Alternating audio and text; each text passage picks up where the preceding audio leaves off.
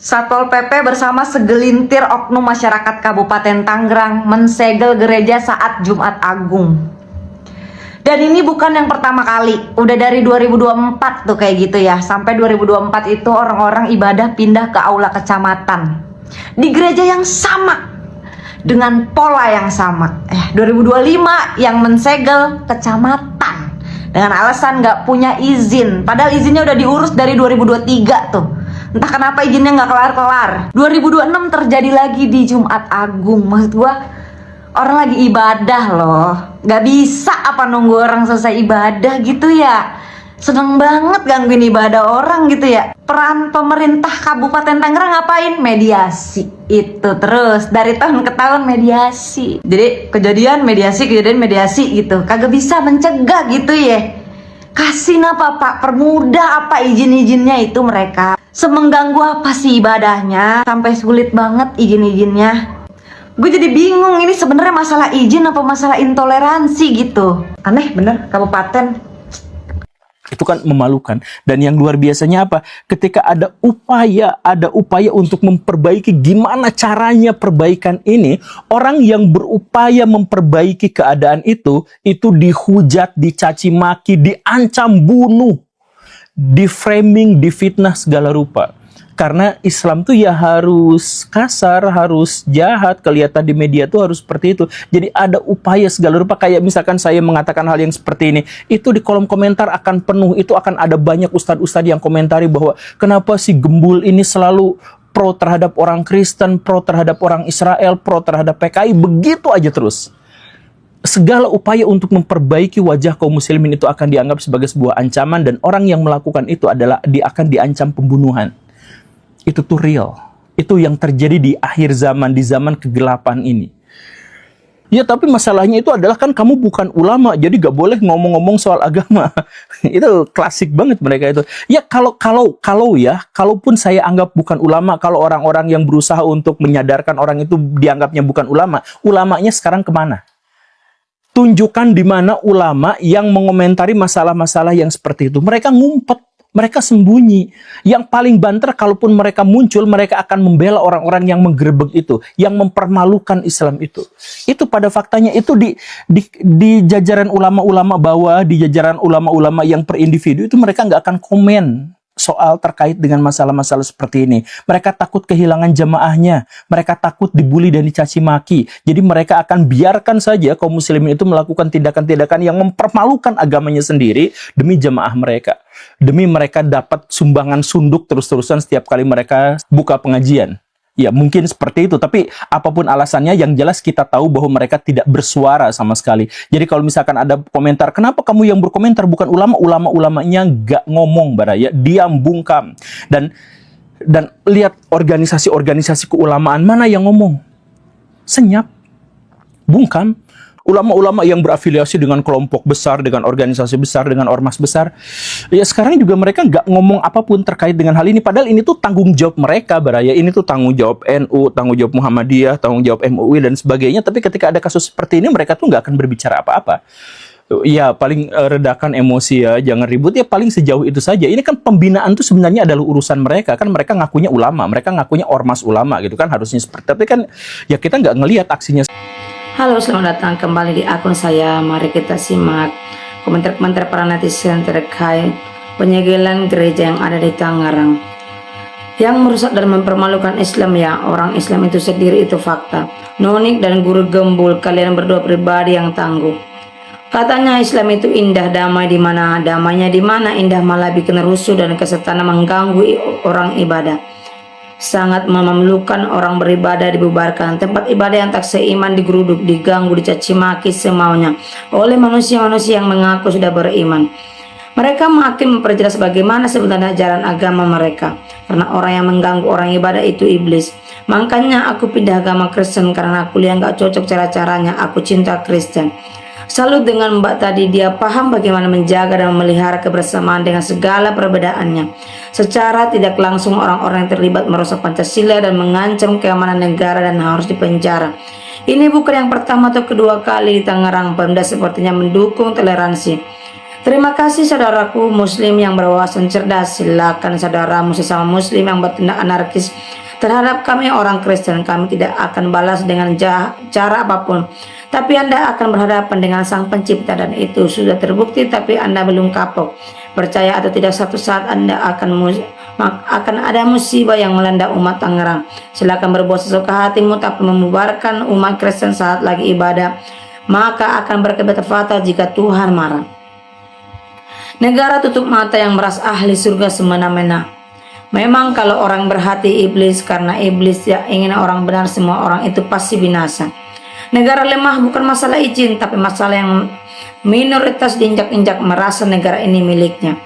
Kita tidak membenci orang beragama apapun, yang kita benci ajaran agama yang tidak menghargai nilai-nilai kemanusiaan yang mengatasnamakan Tuhan Allah.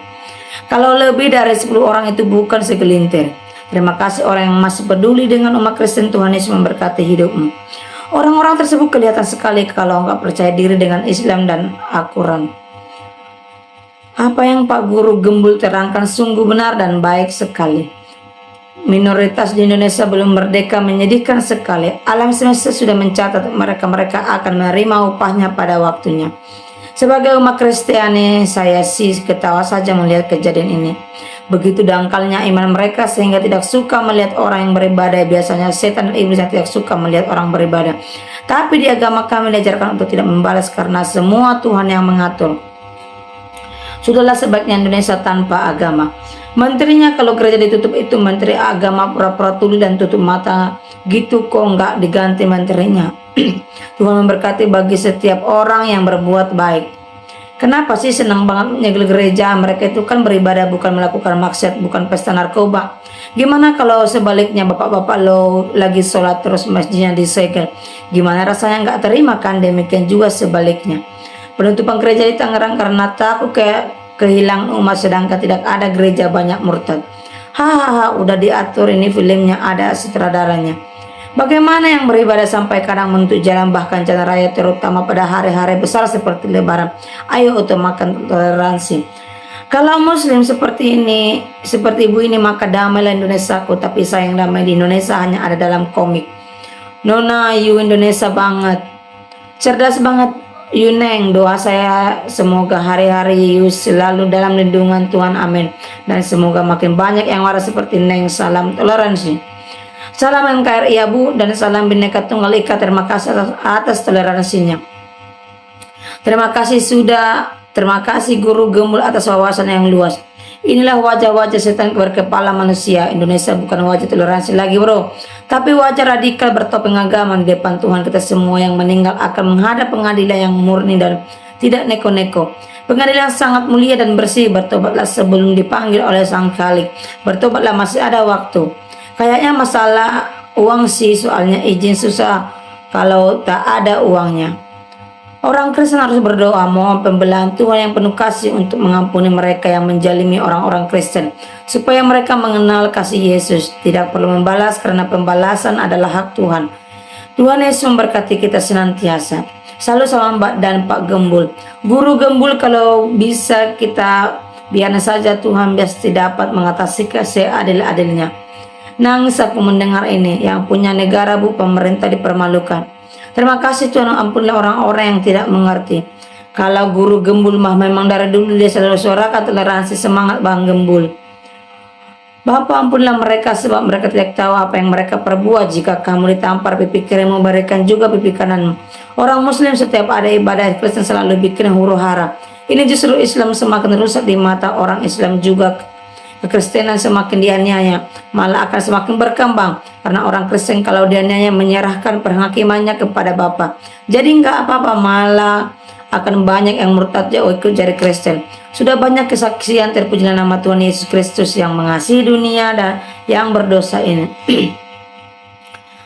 Perbuatan saudara-saudaraku umat di Tangerang yang membubarkan ibadah sakral di Jemaat Nasrani adalah perbuatan yang memalukan kita umat yang masih toleran, di mana kehadiran ulama-ulama dan juga MUI dan kehadiran aparat negara NKRI yang kita cintai ini. Apakah kita umat menyetujui dan mendukung tindakan saudara kita umat di Tangerang ini? Di KUHP yang baru ada pasal yang dilanggar. Ya Tuhan Yesus, tegur mereka dengan siapalah kebenaran-Mu, berikan bencana bagi mereka yang suka menutup rumah ibadah, timbun mereka dengan tanah longsor atau banjir di saat orang yang saya minta dari Tuhan Yesus Kristus. Mbak, kamu wakili mereka. Terima kasih, kuasa Tuhan memberkati Mbak dan keluarga semua. Jangan lempar batu sembunyi tangan, ngumpat juga Tuhan tahu. Tuhan memberkatilah mereka yang mengganggu ibadah umat Nasrani. Mereka tidak tahu apa yang mereka lakukan. Lucu lihatnya. Guru gembul, jangankan ulama, para penguasa pun pada bisu dan buta, bahkan cenderung bela toleran. Baiknya konoha ini dibagi aja.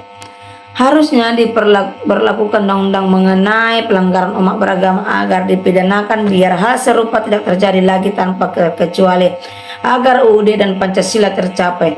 Yah, begitulah kenyataannya. Terima kasih Pak Guru Gembul, semoga selalu sehat. Orang Kristen minta izin dipersulit, mau doa di rumah digigir, harus bagaimana? Untuk berdoa saja kok direcoki. Gimana Pak perasaan orang kecil ini, di mana keadilan negara ini? Terima kasih Mbak sudah menyerahkan kebenaran, sehat selalu Mbak. Terima kasih Mbak, keren. Makin lama Islam garis keras, semakin takut kalau Kristen berkembang dan umat Islam semakin habis. Kalau setengahnya aja di negeri Konoha seperti Bapak ini, mungkin Indonesia aman dan damai.